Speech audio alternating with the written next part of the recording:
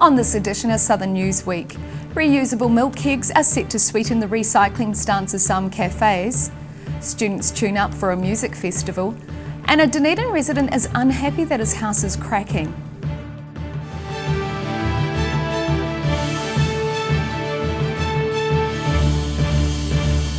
Kia ora, good evening, I'm Melissa Barton.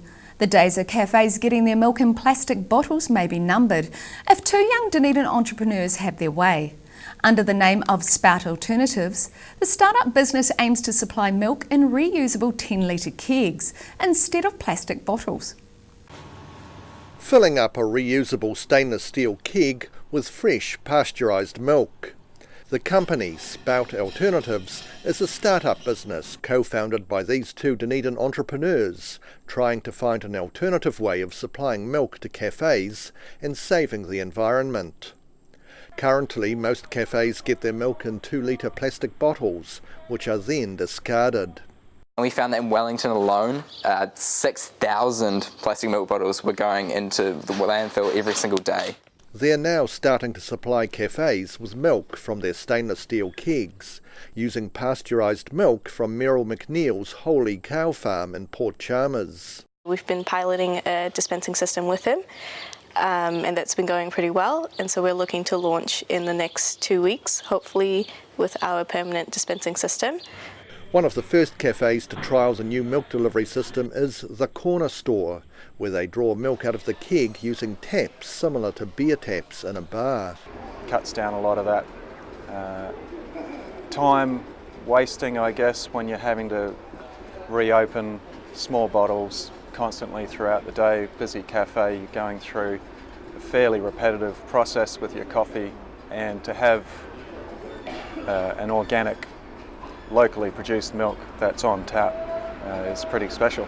Each 10-litre keg holds the same as 5 large plastic milk bottles, and entrepreneurs hope to eventually eliminate plastic bottles from cafes. In the long term, we're looking to expand nationwide and make plastic milk bottles a thing of the past in cafes. Holy Cow Farm, which aims to be environmentally sustainable, is keen to help the initiative. Currently milking 26 cows, the farm is actually heading into a quiet period. So if this idea is a runaway success across the country, Fonterra may well have to be brought on board. In Dunedin, the South Today. The Otago Secondary School's Music Festival celebrated its 50th anniversary concert at the Dunedin Town Hall recently. The show featured about 600 music pupils from 20 schools and a number of musical performances, including a massed choir and orchestra, as well as a jazz band. Getting ready for tomorrow night's Town Hall concert. The secondary school's massed choir rehearsed their songs at the Otago Boys High School auditorium. Celebrating 50 years of Otago Secondary School's music festivals, the concert is set to open with performances which recognise Dunedin's cultural roots. Starting at 6:30, where you'll be welcome with the mihi whakatau from Komari Cassidy, local tangata whenua, and then you'll be piped in by the John McGlashan pipers, and then the concert will kick on from then and run for about 2 hours.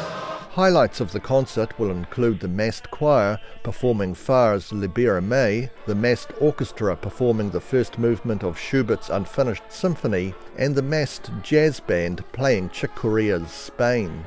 Shields says they're also including a medley of Beatles tunes to mark a shared 50th anniversary. Trying to look at other anniversaries that are on at the same time, in particular the Beatles' 50th anniversary of Abbey Road. Several spots have been set aside for individual groups who achieved musical success this year. And the evening will also recognise a choral conductor who has contributed to the local music scene over the past 40 years. Richard Madden also, he spent a lot of time in the music community, so we're celebrating him, and so we look forward to him conducting as well at the festival. Otago Secondary School's Music Festival is free admission, kicking off at 6:30 on Tuesday night at Dunedin's Town Hall. In Dunedin, the South Today. The annual Catlins Coast Rally was held last weekend, just south of Balclutha. This year's rally drew 85 competitors to take on the challenges of gravel roads winding through the hills surrounding Owaka.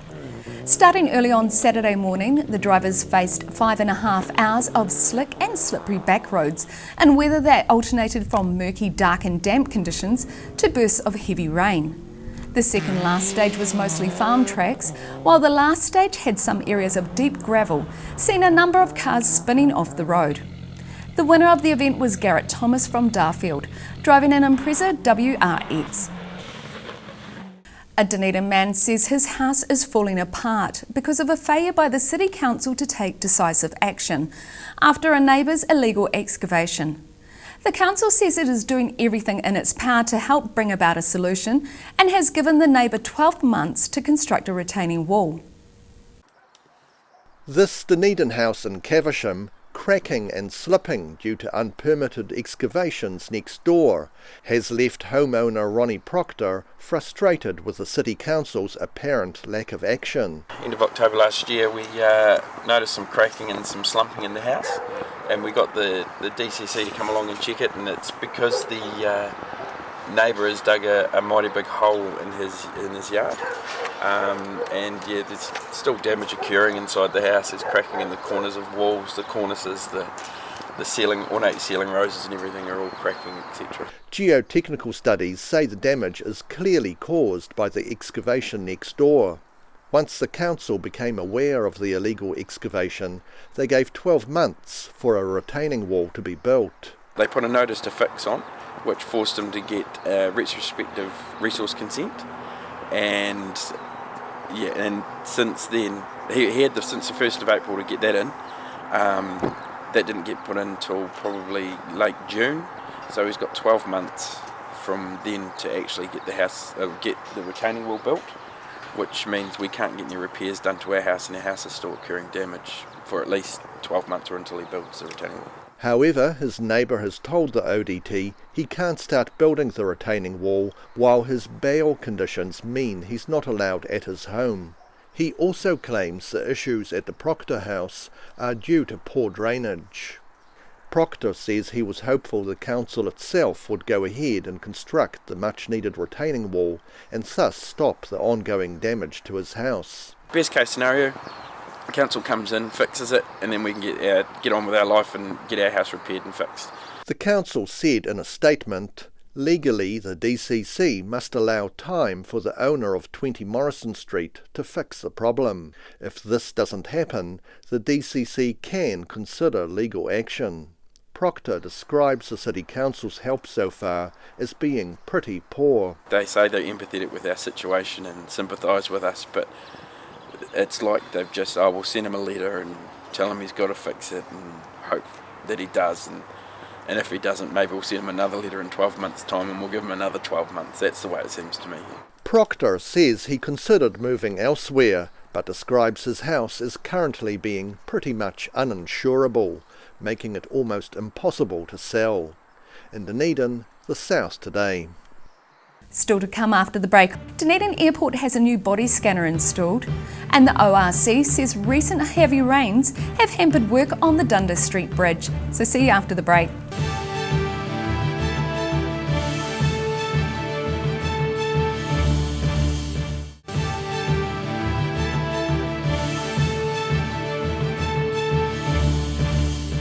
Welcome back. Passengers on domestic jet flights leaving Dunedin on Monday afternoon were the first domestic flight passengers in New Zealand to be scanned with new ProVision two-body scanners. The newly installed machines are designed to bring Dunedin's airport security in line with overseas airports. Dunedin Airport Chief Executive Richard Roberts is scanned in one of the new ProVision 2 scanners installed at the terminal. The airport is the first in the country to use body scanners for domestic passengers, using millimetre wave technology to detect concealed objects. The installation is the first stage of expanding the airport terminal, and Roberts says it will not only reduce queues, but also keep the airport up to date in techniques of screening passengers. Today we're opening the first stage of the terminal expansion project, and the main part of it is this, what you can see behind us, the new security screening area. So this is here not only to make the experience a lot better and hopefully quicker as well for the passengers, but it's just kind of keeping up with international best practice on screening. The new machine is designed to replace the traditional wanding of passengers who set off a metal detector. And when you've gone through the magnetometer, as they call it, beeps, then you've been wanded. There's going to be no wanding anymore, so you're going to go through. If you beep, you're then going to go into the body scanner. You stand still, the body scanner spins round, not you, and then the guys can then see an image, and it's not an image of you either, it's just a kind of a cardboard cutout type of image, but it will highlight anywhere where you're carrying anything that would have been picked up on that magnetometer. 2 new SmartLane X-ray machines for screening baggage are also part of the new system, and Roberts is hopeful the upgrade will reduce the amount of queuing that has built up over recent years. And people would have seen at the airport over the last 2 years an increase in our number of flights to Auckland, an increase in passengers. We exceeded 1 million passengers for the first time last year, and man, we were under pressure. We were queuing outside through the cafe areas, through tables and chairs. We had a lot of consultation to do to make this happen, but we got there in the end. Aviation Security Service Group Operations Manager Karen Irwin says the new scanner will vastly improve queuing time at the airport. I don't think you'll ever see the end of queues in airports. Unfortunately, that's a fact of life, but what you will see is a shorter time in the queue, and that's the important part to remember. It's not whether you have a queue, it's how quickly that queue moves, and with this kind of equipment, it's going to move pretty quickly. The upgrade is part of a $100 million aviation security service project for all of the country's international airports. Dunedin's upgrade also includes doubling the size of the departure lounge to a cost of around $14 million and is set to be finished early next year. In Dunedin, the South Today. The Otago Regional Council says heavy rains over the weekend and other unforeseen challenges have not delayed construction work on the Dundas Street Bridge. The bridge, originally expected to be open this month, is still on track for its new October deadline. Another brief hold-up to construction work on Dunedin's Dundas Street Bridge, originally expected to be opened this month. Project manager Oliver Snyder checks progress, which, despite having been held up by flooding from the weekend, is still set to meet the new October deadline. As you can see with the event, we had 7.5 cumecs on Saturday night. We've flooded out today. So at present we can take 4 cumec through there without much issue. Standard flow is about half a cumec to a cumec, so most of the time we're good, but at the moment we've obviously been inundated. Rather than raising the bridge to allow more water through, the engineers have chosen instead to add an additional culvert to the side, which means having to close the whole road to the public. As you can see, you can't do that unless you physically excavate the roadway.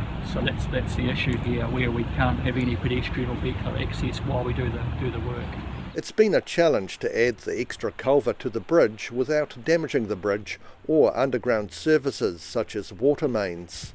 He says the bridge upgrade is an essential part of the longer-term flood improvements to the Leith, and they will reduce the likelihood of floodwaters overflowing and flooding the city.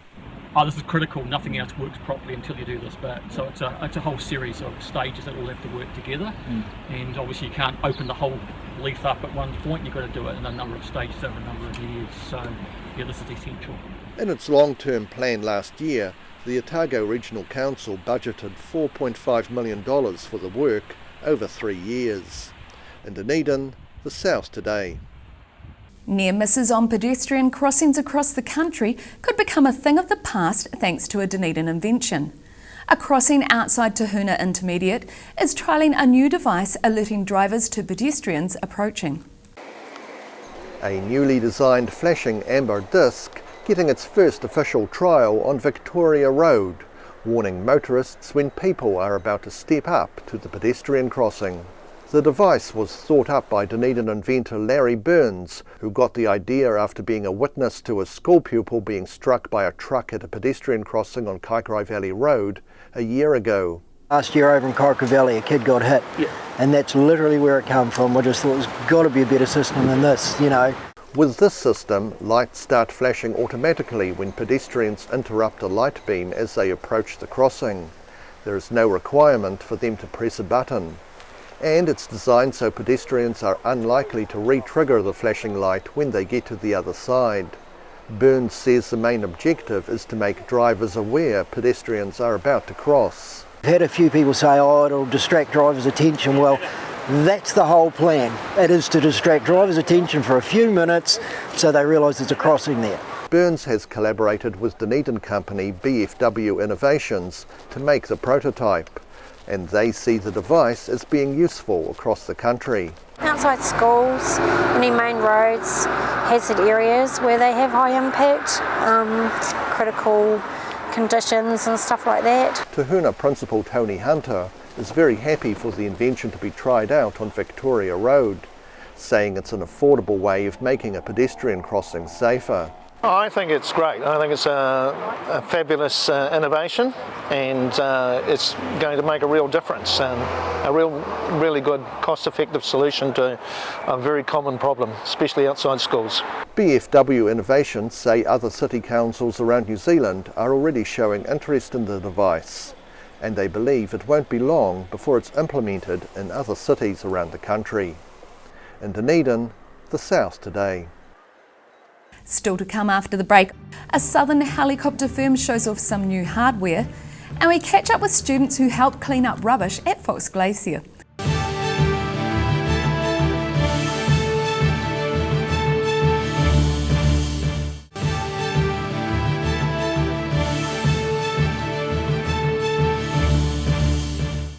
Thanks for staying with us. Dunedin has acquired a new $15 million air ambulance helicopter, making Otago's rescue helicopter service one of the best in the country. The Airbus H145 twin-engine helicopter, bought by Helicopters Otago, entered service last week.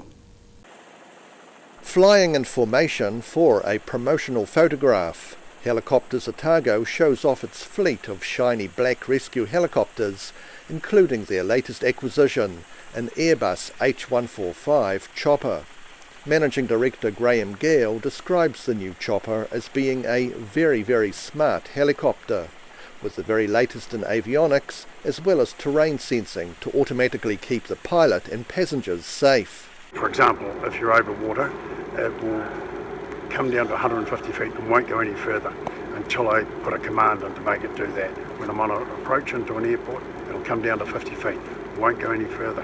If I'm running into terrain, it comes down to 150 feet, it'll actually start to outclimb the terrain so you don't run into it. The H145 has more room in the rear, allowing medical professionals extra space and a capacity for family members to travel with the patient. We'll try and take your next of kin with you because we think that's important, particularly younger people that need their carers and their mum and dad or their grandparents with them. We think that's important. Gale says the $15 million chopper was purchased by his company, Helicopters Otago, to meet the conditions of their contract with the government. We're doing a really good job. And the reason I say that is because our patients are coming in and telling us that. So, we think it's a long-term sustainable service that we've put in. But it's a very big investment and a very big commitment for our Helicopters Otago to make. There are now 3 helicopters available around the clock in Dunedin, and another is permanently based in Queenstown. Gale says to keep 4 machines available requires 6 machines to be present. To keep 4 machines flying all the time, you need another 1 or 2 machines because we're busy. Dunedin is now the busiest base in New Zealand, and particularly the flying hours that we do.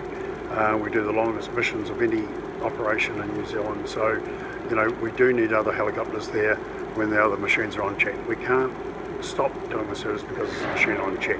Another new Airbus H145 helicopter is now based in Christchurch, and the rescue service continues being supported by the older BK117s at Nelson, Greymouth and Queenstown, along with an at-call service available from Te Anau. In Dunedin, the South Today. A Dunedin high school pupil spent many late nights on a research project, only to find the results are inconclusive. It's something he's done before, but this time his work has set him apart from his fellows. Leafing through his winning research. Aaron Hewson has worked away many a late night on science research projects without much result or recognition. But his entry in this year's Aurora Energy Otago Science and Technology Fair won 5 awards, including the Premier Best in Fair award. I was very surprised. Well, to be fair, this is my third year doing science fair, and every project has been inconclusive. I mean, it's really heart-wrenching, because you put a lot of time into it, you put a lot of effort into thinking of what you're doing and trying to just get a nice answer out of it, but that's the reality, not everything's going to be a nice answer. The 16-year-old King's High School pupils project, called Barking for Brightness, investigating chlorophyll concentration of houndstooth fern at Orokonui Eco Sanctuary, aims to see what impact climate change will have on plant life in New Zealand. It's kind of important to know how our native plants especially are going to survive. And one of the things that's important to know about is how will they produce energy in these new conditions. And part of that is understanding how flexible they are, how plastic they are to the environment, how can they change when the conditions change. So light is one big thing that determines how plants grow. He was one of 323 pupils who presented 268 entries from 28 schools across Otago. He says he was trying to see if the colour of a plant changed if it received more or less light. Essentially, I tried to see if I could correlate light intensity and the amount of chlorophyll a plant had based on image processing to see if there was some kind of relationship, which there wasn't, sadly. Hewson says because of the inconclusive result, he was surprised to win so many awards. However, he believes the awards aren't for the results of the research, but they're for the thought processes behind gathering the results. In Dunedin, the South Today. Students from the University of Otago answered the call to join a final mammoth clean-up near Fox Glacier. The Department of Conservation made a last-ditch effort with about 200 volunteers last weekend following a massive landfill spill earlier this year. All packed up and ready for their 8-hour bus trip to the West Coast. These 72 Otago students are set to join over 100 other volunteers for DOC's last-ditch effort and a massive clean-up operation after a storm in March spread rubbish from an old landfill across miles of riverbed and coastline near Fox Glacier. All the volunteers were filled within a day, and OUSA President James Heath says it's no surprise local students are keen to help. Otago's actually got a massive culture for volunteering initiatives. The university's got the UniCrew Volunteer Centre, which is constantly sending out students. I think actually this weekend they're going to the St Clair Wetlands as well, to go somewhere more local. For many, it's not their first time going out and cleaning up other people's mess. I've done a lot of volunteering in the past. I've done a lot of beach cleanups and work with a group called Sea Cleaners. I'm excited. It's going to be fun. Over 800 volunteers have already picked up more than 13,000 sacks of rubbish from the Fox and Cook Rivers and coastline of South Westland, and the mammoth task is at last coming to an end.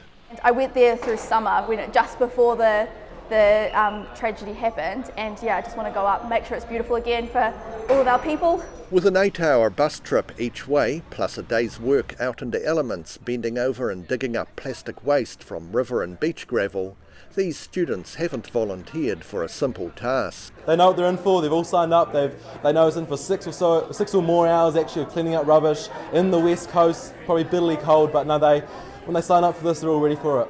The clean-up was taken over in mid-June by DOC, and Director General Lou Sanson says the effort people have made to travel to South Westland to help has been incredible.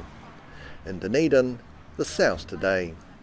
And that wraps up this edition of Southern Newsweek. For the latest news from the Southern region, go to odt.co.nz and follow Channel 39 on YouTube and Facebook. Have a lovely evening. Ka kite anō.